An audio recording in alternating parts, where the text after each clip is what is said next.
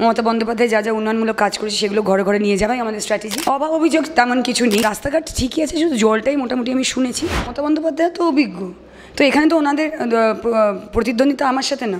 উনি ভূমিপুত্র অবশ্যই, কিন্তু সেই জন্য তো বরানগরবাসীর জন্য আলাদা কিছু হচ্ছে না। কাজ মামাটি মানুষের সরকার করেছে, তো সেটা ওনার জন্য প্রার্থী হিসেবে অ্যাডভান্টেজ কী করে হচ্ছে? উনি অনেক সিনিয়র, উনি যেটা বলছেন নিশ্চয়ই কিছু ভেবে বলছেন। প্রচারের সময় আমি মমতা বন্দ্যোপাধ্যায়ের উন্নয়ন ঘরে ঘরে তুলে ধরতে চাই। ব্যক্তিগত আক্রমণে বিশ্বাসী নই, আমরা উন্নয়নের কথা বলাতে বিশ্বাসী। তো তাদের কাজই কুৎসা করা এবং মিথ্যে প্রতিশ্রুতি দেওয়া মানুষকে।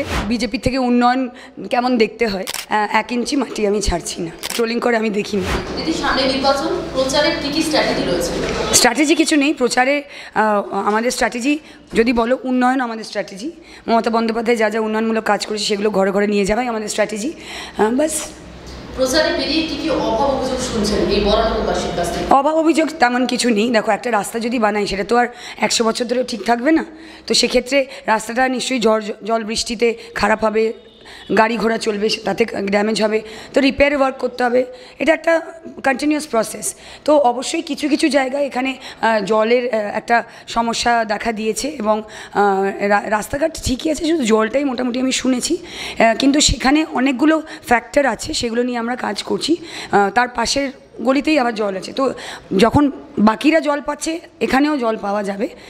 একটু সময় লাগবে, এটা সময় সাপেক্ষ, কারণ অনেকগুলো ব্যাপার ফ্যাক্টর কাজ করে। আগামী দিনে ঠিক হয়ে যাবে। দিদি, একদিকে তোমার প্রতিদ্বন্দ্বী সজল ঘোষ, অন্যদিকে গত পরশু সিপিএম এর তরফ থেকে নাম ডিক্লেয়ার করা হয়েছে তন্ময় ভট্টাচার্য।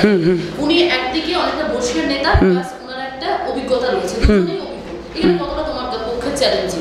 হ্যাঁ, দুজনেই অভিজ্ঞ এবং মমতা বন্দ্যোপাধ্যায় তো অভিজ্ঞ, তো এখানে তো ওনাদের প্রতিদ্বন্দ্বিতা আমার সাথে না, আমার নেত্রী, আমার দল বা আমাদের সরকারের সাথে। তো সেক্ষেত্রে আমাদের সরকার, আমাদের দল এবং আমাদের নেত্রী যথেষ্ট অভিজ্ঞ, তো এই বিষয়ে আমার কোনো টেনশন নেই। আমাকে দল যেভাবে গাইড করছে বা আমার খুব স্বল্প যে এক্সপিরিয়েন্স 3 বছরে, আমি সেখান থেকে চেষ্টা করছি। আশা করি মমতা বন্দ্যোপাধ্যায়ের উপরে যেমনভাবে মানুষে ভরসা রেখেছেন আগামী দিনেও রাখবেন। আচ্ছা, তন্ময় ভট্টাচার্য যদি সিপিএম প্রার্থী, তিনি এখানে ভূমিপুত্র, ওনার কাছে কি এটা অ্যাডভান্টেজ? না, ভূমিপুত্র তো তাহলে ভূমির জন্য কি বলতো, ঘটনাটা হচ্ছে যে উনি ভূমিপুত্র অবশ্যই, কিন্তু সেই জন্য তো বরানগরবাসীর জন্য আলাদা কিছু হচ্ছে না। বুঝতে পারছো আমি কি বলছি? বরানগরে তো কাজ মামাটি মানুষের সরকার করেছে, তো সেটা ওনার জন্য প্রার্থী হিসেবে অ্যাডভান্টেজ কী করে হতে পারে? হ্যাঁ, অবশ্যই উনি এখানের ভূমিপুত্র, সেখানে উনি এখানে সবাইকে চেনেন, সকলকে চেনেন, সকলের আশীর্বাদ পাবেন। কিন্তু উন্নয়ন যখন মমতা বন্দ্যোপাধ্যায় করেছে, তো বরানগরবাসী তো মমতা বন্দ্যোপাধ্যায়ের পাশেই থাকবে। আচ্ছা, তন্ময় ভট্টাচার্য বলছেন যে তৃণমূল দলটি পুরোপুরি দেখতে গেলে অভিনেতাদের দল, কি বলবেন? না, আমার এই ব্যাপারে কিছু বলার নেই আসলে। তাও উনি অনেক সিনিয়র, উনি যেটা বলছেন নিশ্চয়ই কিছু ভেবে বলছেন। আমার এখন কারুর কথা বা কারুর কোনো মন্তব্য কাউন্টার করার সময় না, এখন আমার প্রচারের সময়। আমি মমতা বন্দ্যোপাধ্যায়ের উন্নয়ন ঘরে ঘরে তুলে ধরতে চাই এবং স্পেশালি তন্ময় স্যারের ব্যাপারে আমি কিছু বলতেই চাই না, কারণ আমরা কারুর বিষয়ে পার্সোনাল অ্যাটাক করি না, আমরা ব্যক্তিগত আক্রমণে বিশ্বাসী নই, আমরা উন্নয়নের কথা বলাতে বিশ্বাসী, উন্নয়ন করাতে বিশ্বাসী। তো আমি আমার দলের ব্যাপারেই বলবো। আচ্ছা, দেখুন, বিরোধীরা বারে বারে বলছেন যে অভিনেতা অভিনেত্রীরা অভিনয়ের জগতেই মানে, রাজনীতির ময়দানে নয়। কিভাবে দেখছো বিষয়টা? কারা বলছেন এটা? এক মিনিট।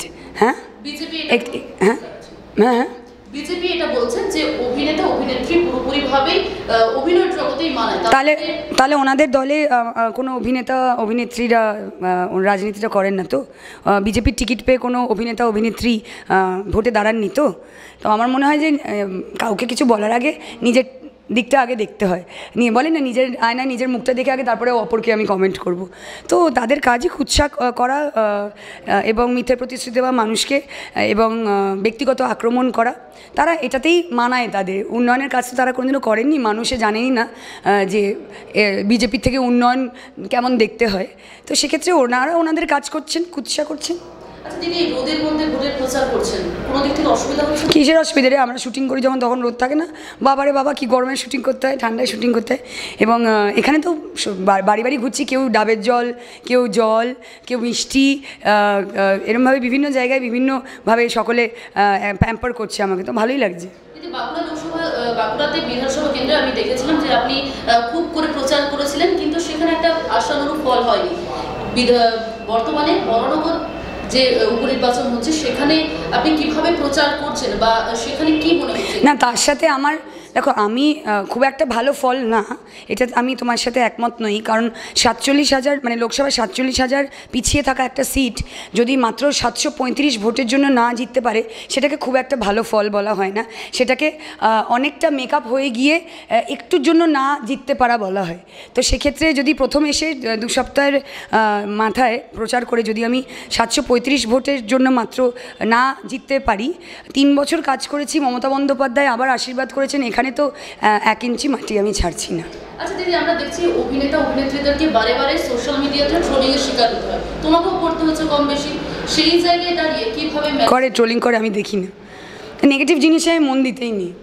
সবসময় পজিটিভ চিন্তা করবে, নেগেটিভ কিছু দেখবেই না। কারণ মানুষের অধিকার আছে, ফ্রিডম অফ স্পিচ আছে, তারা তাদের মন্তব্য বক্তব্য বলতেই পারে, তাকে তো আমি আটকাতে পারি না। কিন্তু সে নেগেটিভ হলে, তার মানসিকতা নেগেটিভ হলে আমি তো আমারটা নেগেটিভ করবো না।